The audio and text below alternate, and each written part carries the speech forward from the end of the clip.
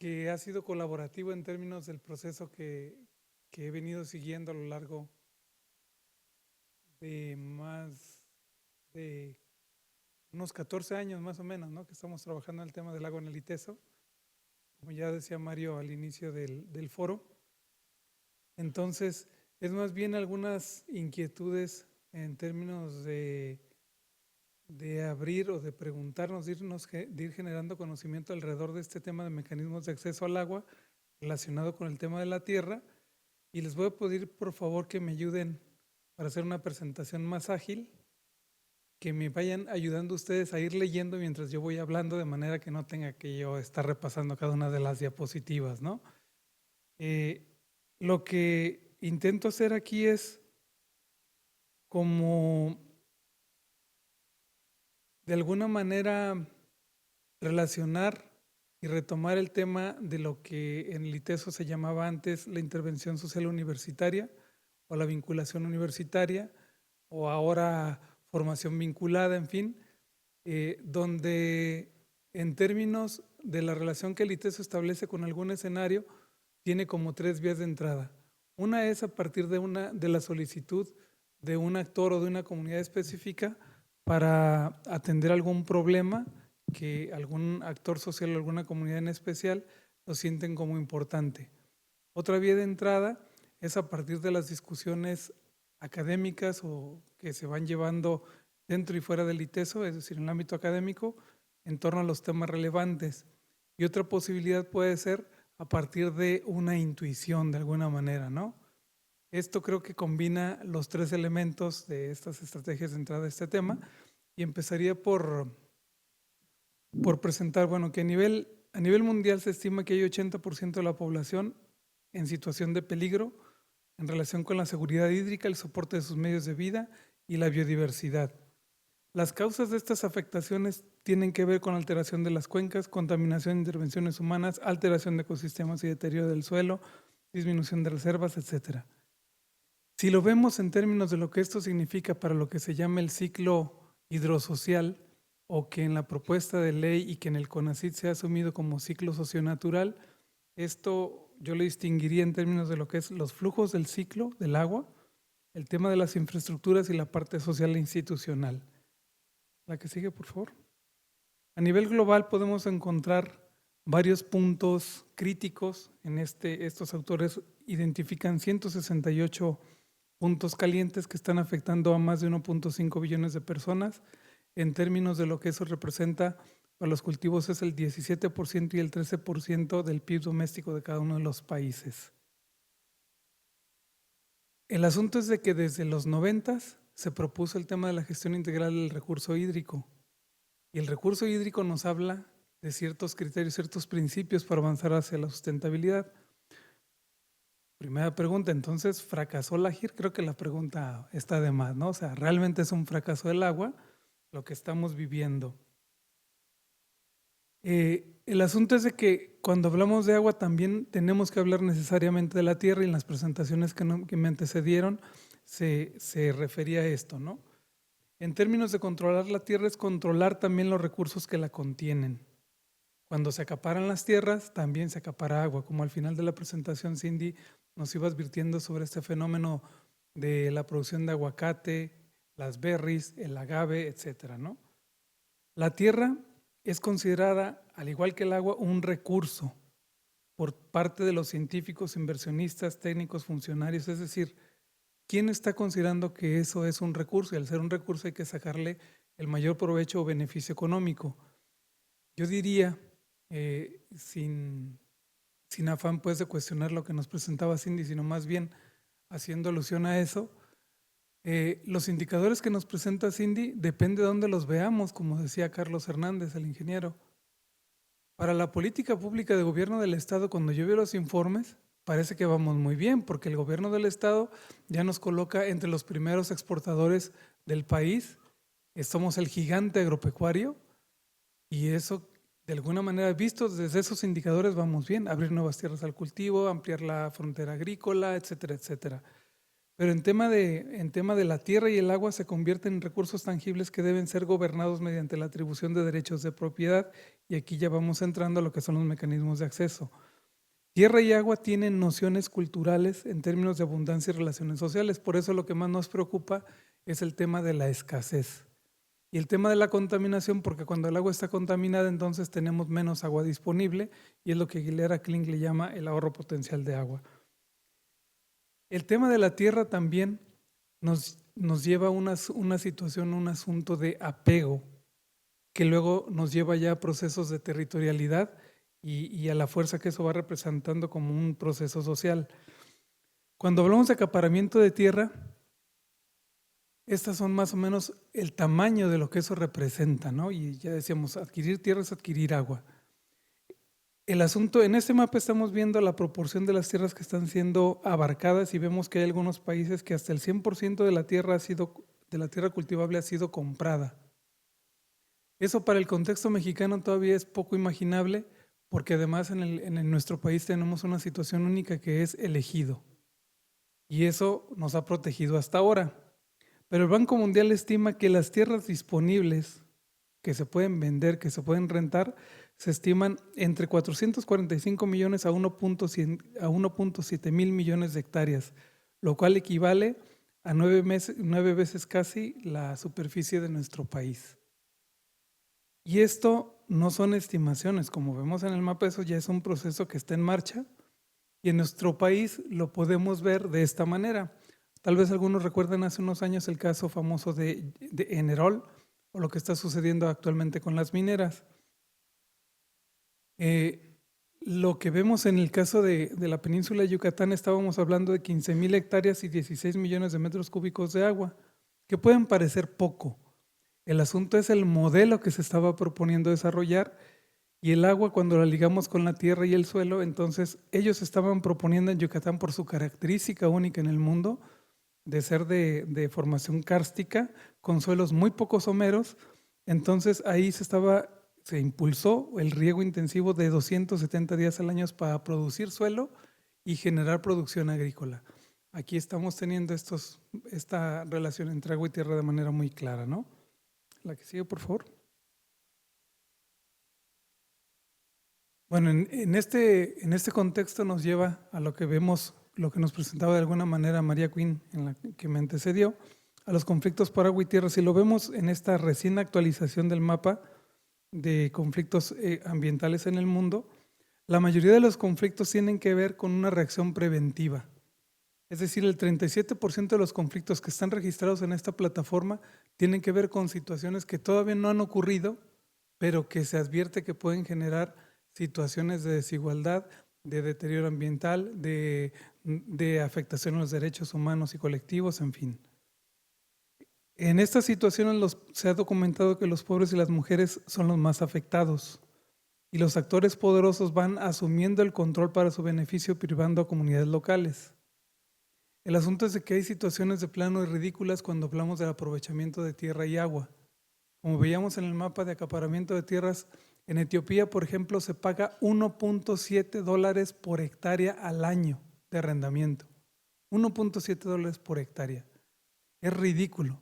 Y en el tema del agua también hay contextos donde el agua no se paga, como es en el caso de nuestro país para uso agrícola, y hay otros lugares todavía más con situaciones más críticas, ¿no? Entonces, las luchas por conflictos relacionados con agua y tierra, que representan en este mapa un 34% de los casos, y este ejercicio lo hicimos en el 2002 en el librito de conflictos ambientales, donde Cindy también es autora, entre muchos otros que están aquí. Encontrábamos una proporción más o menos similar. Alrededor de 40% de los casos en México y a nivel del estado tienen que ver con agua y tierra. ¿A qué sigue, por favor? Entonces, aquí lo que no hay que perder de vista es lo que Óscar Castro señalaba al inicio del foro, ¿no? No hay gestión del agua sin gestión del territorio, de la misma manera que nos apropiamos no solamente de recursos, sino de los ecosistemas. De ahí que la propuesta, una de las propuestas de los principios que tenemos en este foro, es reconocer al agua como parte de los ecosistemas en los que se sitúa. Cuando tratamos de ver ahora el tema de la proporción del agua, la que sigue, por favor, entonces aquí podemos para darnos una idea en los modelos que se han venido generando y que se han puesto de moda, hacer estimaciones a nivel mundial de todos los recursos disponibles, entre ellos el agua. Esa es la proporción que tenemos de los recursos hídricos, si lo queremos ver así. Ahí en verde señalo la franja verde, lo que a mí me interesa desarrollar o empezar a conocer en términos de lo que sucede con el agua superficial en los ríos. Y no solamente es en los pequeños ríos, sino cuando el agua está en la superficie, obviamente representa agua en el suelo. Esa agua, esa humedad que está en el suelo, cuando la perdemos de vista, entonces pueden fallar nuestras estrategias o la dimensionamiento o el tamaño que tenemos, por ejemplo, en el tema del cambio climático, ¿no? Los ríos representan o se estima que tienen un volumen a nivel mundial de 1.900 kilómetros cúbicos de agua al año. El uso humano en el mundo utilizamos 24.400 kilómetros al año, es decir, utilizamos mucho más agua de la que está corriendo por los ríos. También recientemente me encontraba un estudio que si el día de hoy decidiéramos cuidar el caudal ambiental que está en nuestra normativa mexicana y en otros países, tendríamos que dejar de utilizar el 82% del agua que utilizamos en el planeta a fin de reservar el caudal ambiental. Son estimaciones. La lluvia en el continente en los continentes del planeta se estima en 110,000 kilómetros cúbicos al año. Cuando hablamos de aguas superficiales y de pequeños ríos, entonces está ligado evidentemente al arrastre de sedimentos y a la dinámica que esto tiene en su zona riparia. La que sigue, por favor. Hay algunos modelos también en términos del suelo y se estima que alrededor del 25% de lo que hay en el suelo tiene que ver con agua, la franja de suelo. Cuando hablamos de un contexto como de esta ciudad que tiene suelos muy profundos, de hasta 6 metros de profundidad en algunas zonas, a lo mejor Gil en su presentación nos podrá precisar más de esta situación, se estima que podría tener hasta 25% de agua. La que sigue, por favor. Para ver, bueno, una proporción, esto también es conocido por ustedes, cuando hablamos de crisis global del agua, como nos presentaba María, hablamos también de degradación de suelos, pérdida de ecosistemas y medios de vida, y en esta grafiquita vemos cómo se ha acentuado y acelerado ese fenómeno, como podíamos ver también en las cifras de degradación que tenemos en la región de Guadalajara, de Jalisco, en fin, ¿no? ¿La que sigue? Entonces, ante este panorama tan complejo, tan grande, la pregunta entonces, ¿es una cuestión de escala para poder construir soluciones y estimar la posibilidad de transformar en la medida de lo posible a través de los proyectos que impulsamos desde la academia? La que sigue. En la política pública y en la agenda que tenemos actualmente predomina la atención sobre grandes ríos y cuencas en situación de conflicto. Los informes a nivel internacional, las políticas públicas, la mayor parte del dinero que se destina en este país parece que se destina a los grandes ríos en nuestro país, y esto se debe precisamente porque los grandes ríos concentran la complejidad de la degradación ambiental y del agua que tenemos. Entonces los ríos más grandes en nuestro país son 51 y se estima que ellos ocupan 65% de la superficie nacional y 87% del escurrimiento superficial. ¿La que sigue, por favor? A nivel nacional también vemos en el mapa de la izquierda que hay ciertos puntos críticos a nivel nacional que se identifican debido a los cambios de uso de suelo, la pérdida de cobertura vegetal, la ampliación de la cobertura agrícola, en fin. Y en los últimos 30 años, la vegetación natural ha disminuido entre 25 y 33%. Es decir, realmente estamos avanzando hacia el abismo, ¿no? La que sigue. Ante este panorama donde buscamos integrar el tema del suelo y el agua, el contexto de investigaciones creo que desde la perspectiva del ciclo hidrosocial y socionatural, aunque también está muy enfocada al tema de las relaciones sociales y de poder, en el PRONACES de Agua CONACYT hay 12 proyectos en red con enfoque nacional que involucran a más de 600 personas, 200 instituciones, gobiernos y organizaciones sociales. Es decir, ante la pregunta de qué se está haciendo desde la academia, yo digo la respuesta está ahí. El ciclo hidrosocial, ciclo sociohidrológico o ciclo socionatural, depende cómo se refiere en la literatura, Creo que la diferencia que tenemos en México es que el ciclo socionatural ya se ha implementado a nivel de ley, de alguna manera en la ley de ciencia y tecnología, lo cual es a la diferencia frente a otros contextos en el país. Y como antecedentes también teníamos la charla hace 2 días con Raúl García Barres, coordinador del PRONACE Conacit, del PRONACE Agua Conacit, y de alguna manera él nos refería que esta red Waterlat-Gobacit, el Tribunal Latinoamericano del Agua, el Tribunal Permanente de los Pueblos, fueron la semilla para crear esta red de más de 600 personas e instituciones que actualmente trabajan en el tema del agua, ¿no? Este esquemita que realizó el Servicio Geológico de los Estados Unidos fue una actualización de un esquemita que fue muy popular por décadas. Y la pregunta es, ¿por qué tardaron hasta octubre del año pasado para hacer una actualización como esta? Donde ya se integran elementos de la extracción del agua, la intervención humana, etcétera. Lo único que les falta ahí, pero pues bueno, eso se les concede por la diversidad de contextos sociales e institucionales, es ese elemento, ¿no? Pero de ahí en más, creo que ya desde la parte académica y científica ya se ha avanzado bastante en términos de reconocer la complejidad y la integración que hay en el ciclo hidrosocial. La que sigue, por favor. Entonces, el enfoque de la investigación que empezamos a desarrollar involucra el tema de ríos y tierra, reconociéndolos como parte de una coevolución contemporánea donde el agua y la tierra es una sola unidad de paisaje. Los pequeños ríos y las zonas riparias son la unidad de análisis en la gestión del agua y los objetivos se dirigen a analizar los mecanismos de distribución y acceso al agua en torno a los pequeños ríos para caracterizar su influencia en las transformaciones del paisaje y en la generación de riqueza y pobreza, que es lo que les interesa particularmente desde las universidades jesuitas. La que sigue, por favor. ¿Qué son los mecanismos de acceso al agua? Los mecanismos de acceso al agua implican la capacidad de beneficiarse de las cosas, incluidos los objetos materiales, las personas, las instituciones y los símbolos. Los marcos político-económicos o culturales influyen en el acceso a los recursos. Estos mecanismos implican un conjunto de poderes, derechos y relaciones que limitan o facilitan el acceso y beneficio formal e informal de cosas como el agua, de objetos materiales como infraestructuras, de personas que participan en la gestión del agua, de instituciones y símbolos. Identificar quién y mediante qué mecanismos legales y ilegales se beneficia para obtener y conservar el control sobre el agua y la tierra y los recursos asociados. Si recordamos este esquema del ciclo hidrosocial, podríamos identificar que hay ciertos actores que se apropian y manejan de cada uno de esos elementos del ciclo hidrosocial. Algunos a través de presas se aprovechan del agua de los ríos, algunos a través de extracciones del agua subterránea, pues se aprovechan del agua subterránea, en fin, ¿no? Podemos identificar actores muy específicos alrededor de los diferentes actores que participan en este proceso de apropiación, en los cuales distinguimos este conjunto de mecanismos, ¿no? Cada uno de ellos los vamos a ver a continuación cómo están definidos.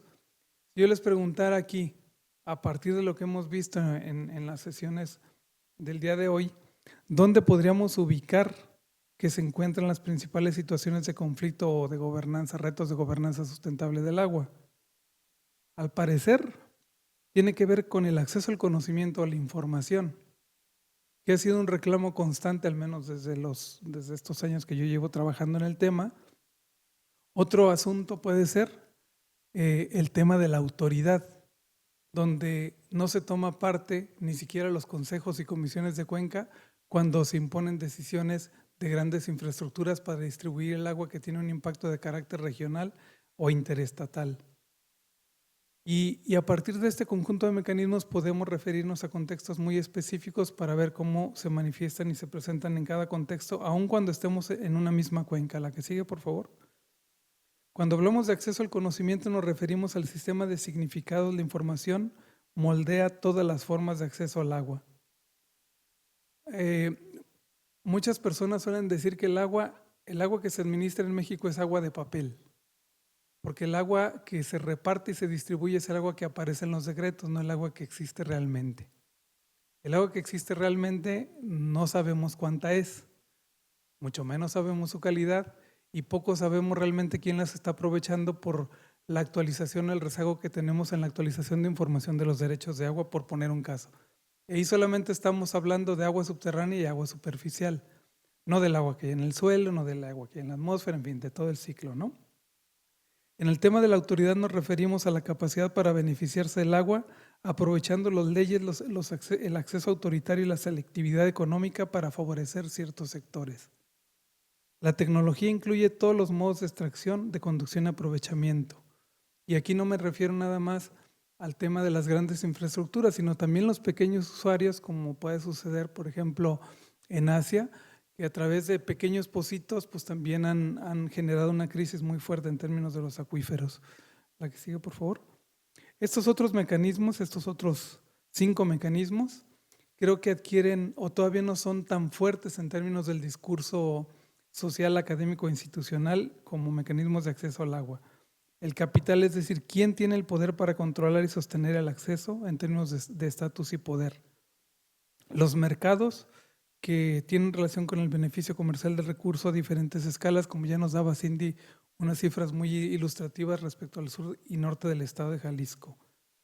El trabajo y oportunidades laborales, es decir, qué beneficios aporta explotar el agua y la tierra, pero también las situaciones que genera de precariedad. La identidad social de pertenencia a un grupo o comunidad, eso también tiene que ver con situaciones de inclusión, exclusión al agua, sobre todo es más evidente en el caso de las unidades de riego en comunidades indígenas o agrarias. La negociación a partir de relaciones sociales, es decir, los tratos que hay en corto, porque estamos hablando que todos estos mecanismos se pueden referir a procesos de carácter legal o ilegal para su operación. La que sigue, por favor. Ahora, si nos referimos a estos mecanismos de acceso, ¿cómo los podemos visualizar en un escenario particular en torno a pequeños ríos? Y ya decíamos que si gran parte de nuestra política y los recursos en México se destina a grandes ríos, entonces, ¿qué son los pequeños ríos? Para nosotros, en nuestro contexto. A nivel global, los ríos pequeños representan el 80% de la red hidrológica global. Aportan el 70% del volumen del caudal de los grandes ríos. Son hábitats remanentes y manantiales, mayor diversidad endémica, medios de vida y culturas locales, dinámicas naturales particulares en cada uno de estos pequeños ríos, influyen en inundaciones, sedimentos, recarga de contaminantes. Entonces, una propuesta que quiero presentar es que una cosa que sería necesaria para empezar es definir los criterios para entender lo que serían los pequeños ríos. De entrada serían las microcuencas y cabeceras de cuenca. Pueden ser ríos temporales o perennes. Solo la longitud del cauce principal tendría que ser menor a 30 kilómetros de largo y una superficie de microcuenca menor a 50 kilómetros cuadrados, el orden hidrológico -3, la escala menos a 50,000, porque es el único tipo de información que se genera en México, en fin, ¿no? Ahí podemos ver algunos criterios de esto. En el caso de Puerto Vallarta, la que sigue, por favor, lo tomamos como un caso ilustrativo para empezar a desarrollar esta investigación en conjunto con el Instituto de Educación del Agua de Holanda. Y resulta interesante porque a pesar de que es una misma cuenca, las políticas o el proyecto que se tiene para gestionar el agua es totalmente diferente. Estamos hablando del mismo país y en este país la CONAGUA es la única autoridad para administrar el agua. Y aún así, cada uno de los estados tiene diferentes visiones y diferentes proyectos que van promoviendo. Y la confrontación que hay entre estos estados llega al grado de que le cambiaron el nombre de Nuevo Vallarta a Nuevo Nayarit, ¿no? ¿Qué similitudes o proyectos habría a nivel estatal y a nivel municipal para impulsar esta zona? Porque además estamos hablando de una zona que ya se consolidó, ya se formalizó como una zona metropolitana interestatal. La que sigue, por favor. Los ríos en la zona se ven de esta manera. Otra cosa que nos llamó la atención de trabajar ahí es porque es la zona que tiene más abundancia de agua en esta región del país. Y aún así, aun cuando tenemos la mayor cantidad de agua disponible, también es una zona de rápido crecimiento, es una zona costera, tenemos un país privilegiado por su extensión de costa y casi todas las investigaciones que se generan debido a la urgencia y a las necesidades de tipo social que tenemos, muchas de las investigaciones están centradas principalmente dentro del continente y hay menos trabajo en las costas, ¿no? Entonces esto se ve como una oportunidad para ver qué se puede hacer en una zona donde todavía tenemos agua, donde los ríos o pequeños ríos todavía tienen relativamente buena calidad, pero que hay procesos muy agresivos de desarrollo urbano. La que sigue, por favor. Aquí, por ejemplo, las zonas que vemos en café son los cambios de uso de suelo en la montaña, y en rojo las zonas dedicadas a la urbanización. Está a una distancia en línea recta de unos 8 kilómetros de la costa, es decir, no es para una zona hotelera, que un turismo de playa, pero las presiones ya se sienten a ese nivel. La que sigue, por favor. Estamos empezando a generar una caracterización sobre los pequeños ríos, y este se relaciona con un proyecto que coordina mi compañera Marinés de la Peña del Centro Interdisciplinario de Formación Social. La que sigue, por favor. Y entonces, sobre los cauces en este contexto, tenemos que ver qué tipo de intervenciones se han hecho. Si son casi siempre, como sucedió hace varias décadas en Guadalajara, lo primero que se hace es hacer correcciones de los cauces, ¿no? Es decir, hacerlos lineales para hacer un mejor aprovechamiento de la tierra, pero luego eso detona otros procesos de tipo erosivo. Por ejemplo, se acaba la vegetación, se pierde la conectividad en términos de la vegetación, de las especies animales, empieza a haber presencia de basura y de aguas residuales, se provocan procesos erosivos de alta incisión, el flujo temporal de agua se va interrumpiendo cada vez más por periodos más largos, el cauce es invadido por ganado, por agricultura, por construcciones. Esta zona de la invasión de cauces es especialmente crítica en la zona de Tijuana. La principal dificultad en Tijuana que tiene, el gran reto que tienen, es evitar la invasión de cauces con población migrante. La que sigue, por favor. ¿Cómo se puede generar alternativas en ese tipo de escenarios? Bueno, las podemos distinguir en tres: aprovechando como fuerza principal transformadora a la naturaleza, es decir, la propia energía, la propia dinámica de la naturaleza en términos de su régimen de lluvia, de su régimen hidrológico, de la dinámica de las especies vegetales, etcétera, para recuperar los cauces. A nivel de infraestructuras, aquí vemos, por ejemplo, esta es una recuperación de un río ahí en California, cerca de la bahía de San Francisco, donde el simple hecho de colocar un tronco de un árbol puede favorecer que se detenga la erosión y se recupere la tabla de agua y se eleve el nivel del agua del freático, ¿no?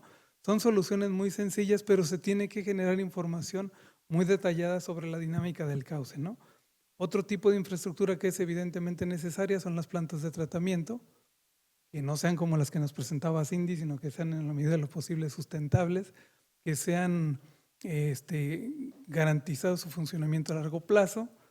Y del proyecto que les mencionaba, que coordinamos desde el CIFOBIS también con mi compañera Marinés, es, por ejemplo, en este contexto particular de Puerto Vallarta, sacar al ganado del río. Ese simple hecho de sacar al ganado del río ya es una gran diferencia, y poner una cerca de alambre, así de sencillo, sobre lo que preguntaba hace rato el ingeniero Carlos Hernández. Este tipo de soluciones cuestan poco, se pueden realizar, pero no se pueden hacer así de fácil. Se tiene que llegar a acuerdos con los que están actualmente aprovechando esa zona, se tiene que llegar a acuerdos con las autoridades locales, y que las autoridades locales soliciten atribuciones a las autoridades del Estado y federales, ¿no? La que sigue, por favor. En esta lámina que sigue, vemos, por ejemplo, a una escala que nosotros estamos todavía como definiendo a partir de las dinámicas no solamente del agua, sino de las dinámicas de desarrollo en la región. La línea, la que sigue, por favor, la línea que vemos ahí marcada en rojo divide al Estado y las regiones hidrológicas administrativas. Y estamos hablando, como decía, de una misma región con una conectividad y una afluencia de personas, por ejemplo, al grado de que, saben ustedes que hace años Nayarit tenía 1 hora de diferencia con Puerto Vallarta, y eso la metía en ciertos problemas logísticos porque hay un flujo de personas todo el tiempo. Bueno, lo mismo podemos pensar del agua. El agua es un flujo constante entre ambas zonas de los estados y de la bahía. Y otra cosa bien interesante sobre los datos del agua de papel que decía, oficialmente estos ríos están teniendo cada vez más agua, pero la gente nos reporta que eso no es cierto, que los periodos, que los cauces están secos son cada vez periodos más largos, la vegetación se está perdiendo y la profundidad del freático está bajando. Primera cosa que se tiene que hacer, en este mapa vemos las estrellitas moradas y negras. Las negras son estaciones de monitoreo que están operativas y las moradas que no están operativas. Se proponía hace un ratito, escucharon todos ustedes, que firmemos convenios con las instituciones para generar alternativas. Este forma parte de un proyecto también del PRONACE que impulsamos de manera interinstitucional, aquí con Jorge Delgado, Rodrigo, varios que están aquí en la mesa. Y en el caso de Bahía y Puerto Vallarta, lo primero que nos pidieron son estaciones hidrometeorológicas para tener un sistema de alerta temprana para los desastres que cada año ocurren ahí, ciclones, inundaciones. Algo muy básico, no tienen ese tipo de infraestructura. ¿Cuánto cuesta? $1,000,000. ¿Cómo $1,000,000 no ha sido capaz de invertir aquí? Bueno, es que tiene que ver con otros asuntos. Protección Civil, que sobre todo utiliza este tipo de información, tiene que ser información validada. Hay redes de monitoreo que hemos visto aquí con José Manuel, por ejemplo. Hay una amplia red de estaciones de monitoreo, sobre todo en la zona hotelera, pero que no es suficiente porque se requiere monitorear toda la región para ver su comportamiento y de veras estimar y ajustar los modelos del agua disponible. La que sigue, por favor.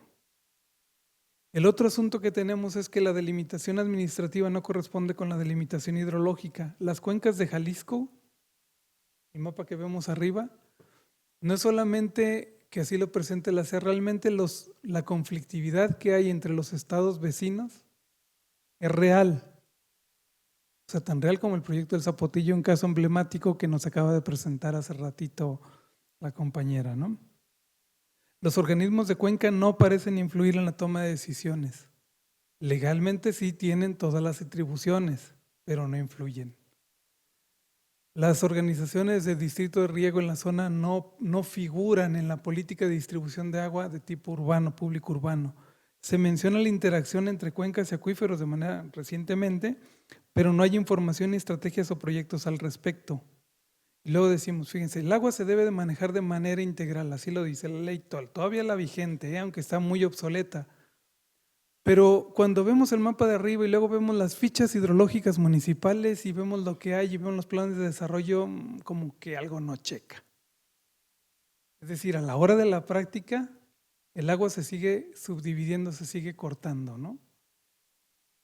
Y esto que tenemos más avanzado, que es acá abajo a la izquierda, es parte de una delimitación de cuenca que se hizo para ese plan de acción para el manejo integral de cuencas hídricas en Puerto Vallarta.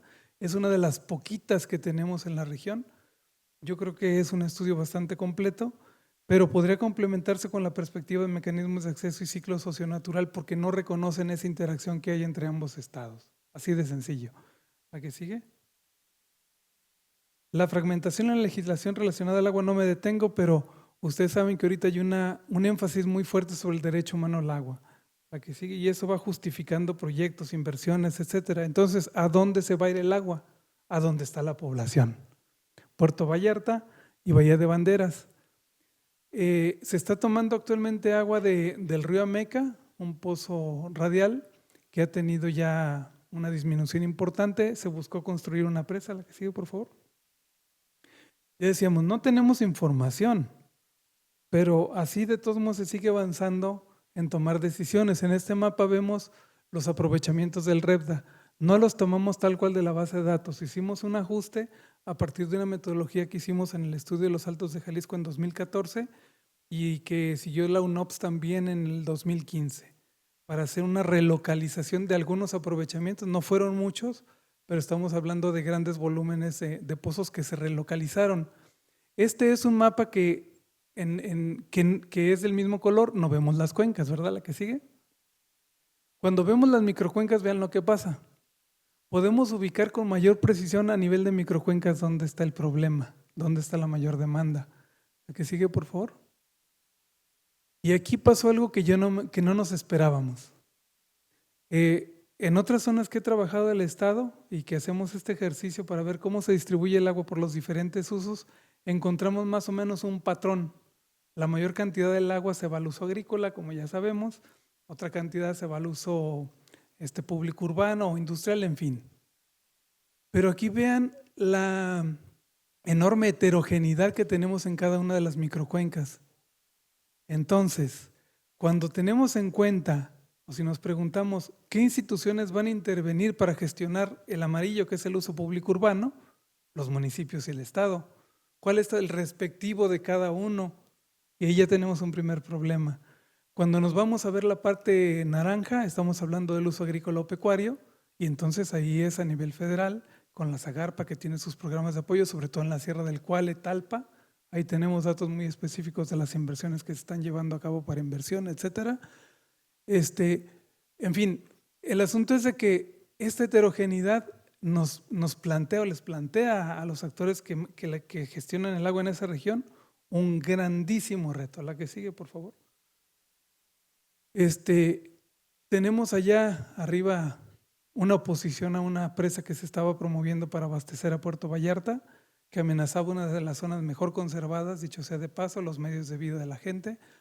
Se detuvo temporalmente, pero no está desechado el proyecto.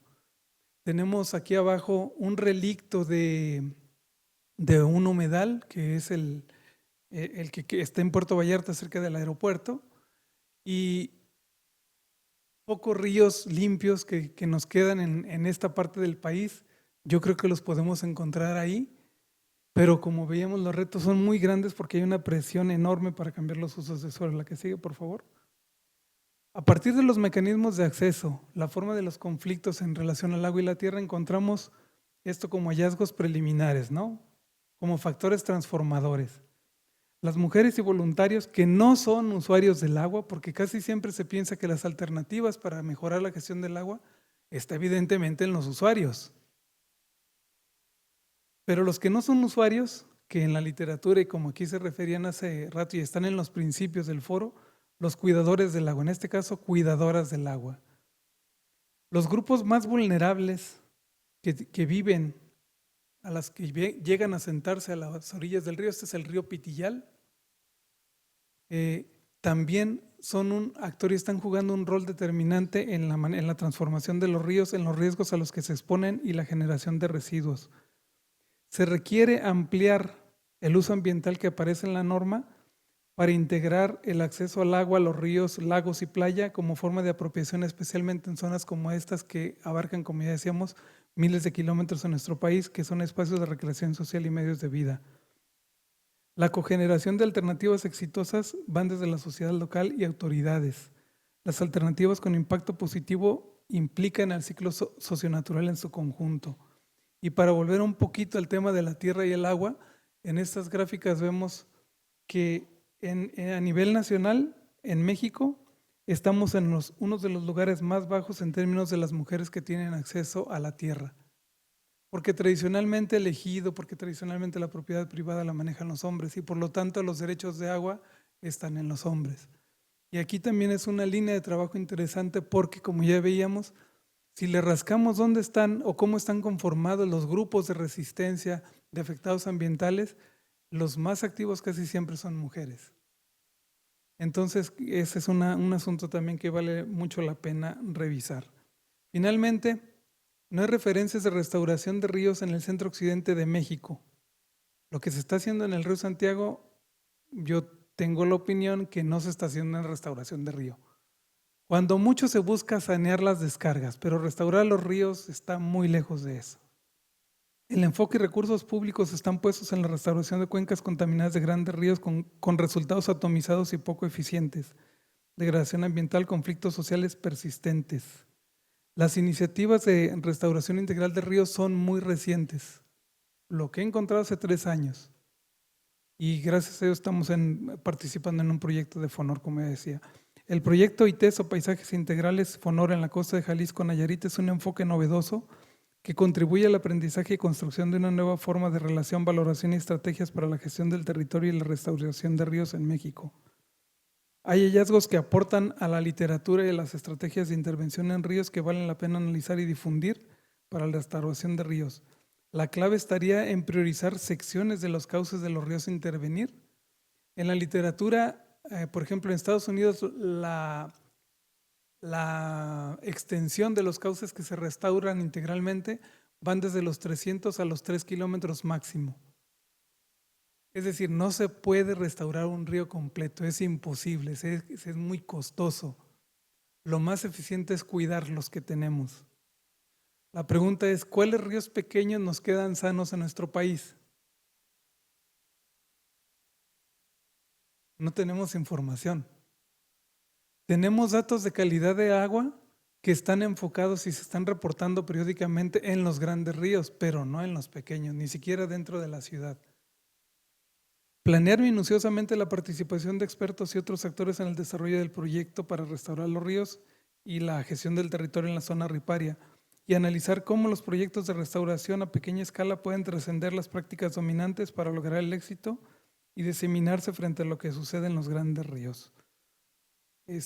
Finalmente, algunas imágenes ilustrativas de lo que tenemos, como decía, en la costa. A quien no ha tenido la suerte de convivir con un río limpio, que desafortunadamente creo que ya es mayoría en las nuevas generaciones de este estado, para no ir tan lejos, es inimaginable pensar que se puede convivir con un río limpio y se puede bañar en él. María nos decía hace rato, pensamos en el agua como agua vida, pero no pensamos en el agua como agua muerte. Aquí tenemos un escenario donde todavía podemos pensar en el agua como vida y pues bueno, la invitación es que pues sumemos esfuerzos para buscar qué se puede hacer y apoyar a las iniciativas que ya hay allá. Afortunadamente no tenemos que inventar el hilo negro, la que sigue. Bueno, pues muchas gracias. Si tienen alguna pregunta o comentario.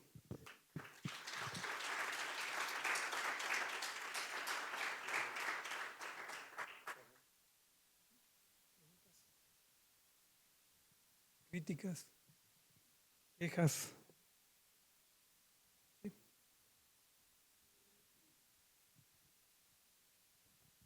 Gracias. Tu servidor Alejandro Gutiérrez, de la Acción Mecánica Hidráulica. ¿De la qué, perdón? De la Acción Mecánica Hidráulica, AMH. Mucho gusto. Oye, doctor, primero felicidades. Esta visión tan global, tan integral, me ha agradado sobremanera y te felicito por tu trabajo, primero. Gracias. Segundo, que tengas tú registrado, investigado un ejemplo de restauración de un río, no importa si fue hace 45 años, 40, 50 años, por ejemplo, en Europa, que ha habido alguna restauración importante, y sobre todo a raíz de crisis ambientales graves, ¿no? Sí. Viene un esfuerzo. ¿Algún ejemplo que nos puedas participar, por favor? Sí, yo creo que un ejemplo de restauración, y lo voy a poner muy entre comillas, de restauración radical de ríos, es el río de Los Ángeles. El río de Los Ángeles, que lo hemos visto en películas, y si entran a Google podrán ver imágenes. Yo no tengo aquí acceso a la compu, si no se los mostraba, pero hay pequeñas secciones del río Los Ángeles o el río Sacramento que se han restaurado. Y la pregunta, recordemos que son ríos que fueron totalmente encementados, ¿sí? Ahora, lo que se propuso originalmente era quitar el cemento y restaurar la zona riparia original en la medida de lo posible, pero eso es muy costoso, así como pasó con el Zapotillo, que no pueden derribar toda la cortina porque es demasiado costoso. Lo que se hizo fue, encima de la zona de cemento, recuperar la vegetación riparia, agregaron tierra, en fin, ¿no? Y se convirtió en una zona de parque y recreación, en fin. Ahora, ¿quién iba a dar mantenimiento, cuidado y monitoreo a esa zona? La zona donde la establecieron es una zona que colinda con una zona militar. No tiene nada que ver con los militares, sino que sencillamente el acceso al territorio para implementar el proyecto ahí se podía dar. Creo que por eso la intervención en pequeños ríos es una gran oportunidad para nosotros en México, porque los pequeños ríos se definen, a lo mejor no lo dije y pasé muy rápido la lámina. Los pequeños ríos, además de ser las cabeceras de cuenca y ser chiquitos en términos de su extensión, son los ríos que son más vulnerables a las transformaciones y de impacto humano. Esos ríos que veíamos en la ciudad que son canalizados, que ponen cocheras encima, que construyen casas arriba, en fin. Esos son los pequeños ríos que se pueden restaurar de la manera más exitosa. Muchas gracias. ¿Y me permites una aportación en tu línea de exposición Sí, de experiencia de vida? claro, Cuando mencionaste de las generaciones. sí, Su servidor, pues estoy cumpliendo 73 años, soy ingeniero ya retirado, pero mis pininos fue en la Comisión Lerma Chapala Santiago, pocos años antes de los 70s, y su servidor nadé en el río Santiago, en el Canal de las Pintas, Canal de Teguiza, pescábamos, comíamos el pescado. Te estoy hablando sí. del 68, del 67, y que ahora obviamente conocemos bien todo el problema, es muy triste, pero realmente para la vida de un río, o sea, este periodo del que hablo es muy corto para el cambio que ahora tenemos, ¿no? Exacto. Quise Sí. aportarte eso porque ahí lo Bueno, viví, ¿eh? Gracias. la alternativa que se está proponiendo ahorita para restaurar el río Lerma, la parte más alta cerca de la Ciudad de México, es precisamente encementarlo. No se los dije yo, ¿eh? No es oficial. Pero sé de muy buena fuente que lo van a encementar. En Tijuana tuve la oportunidad de participar en un proyecto binacional de la cuenca del río Tijuana, que es la única que vierte sus aguas hacia Estados Unidos. Es la venganza del mexicano de alguna manera con el respeto de los paisanos. México lo que está haciendo es encementar todos sus cauces, chicos y grandes. Y eso aumenta los riesgos en términos de avenidas más fuertes, más agresivas. Y cada año hay muertes de personas que son llevados por la corriente. Además de que arrastra basura, en fin, escombros, ¿no? Esa es la respuesta que estamos teniendo, dicho sea de paso. En el caso de México, los datos oficiales las cifras oficiales que tengo es, en este proyecto binacional, que es una bolsa común, Estados Unidos en promedio paga por restaurar cada metro lineal de cauce alrededor de $1,000. En Tijuana se pagan entre 6,000 y $10,000 por metro lineal. Yo creo que lo hacemos mejor. Al menos gastar el dinero.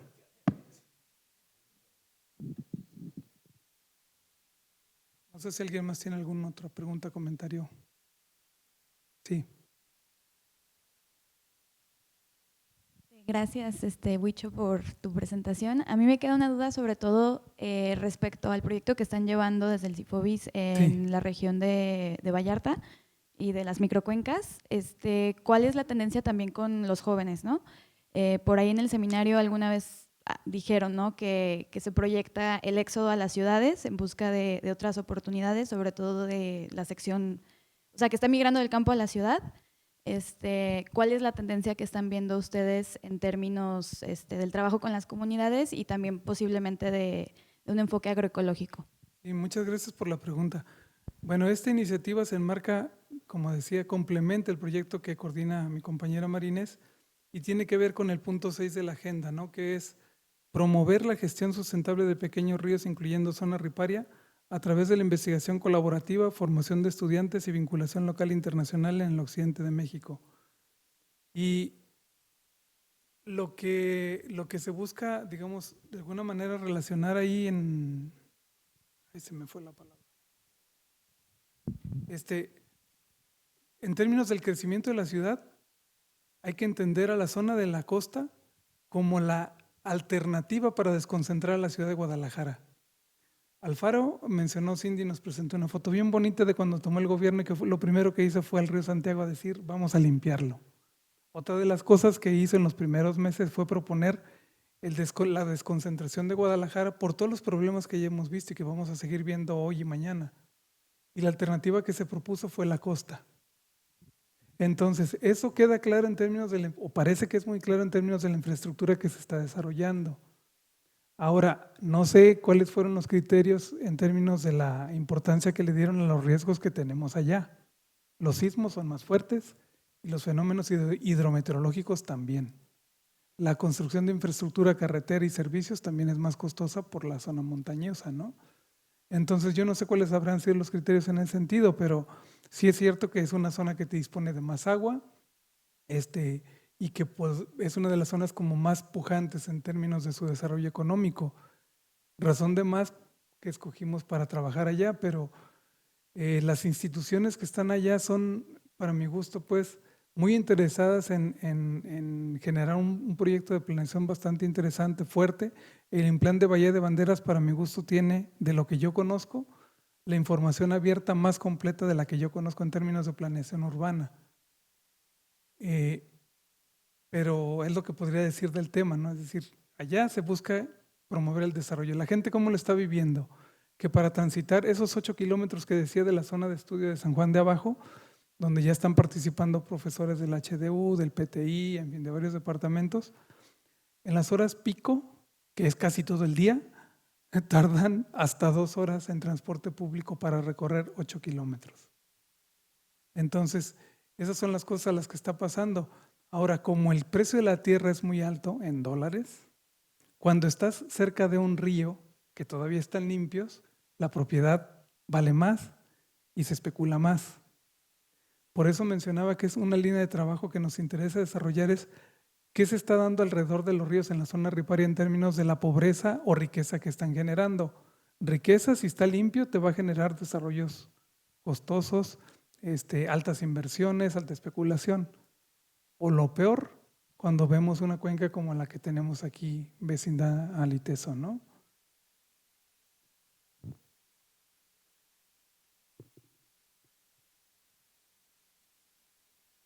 Bien, muchas gracias.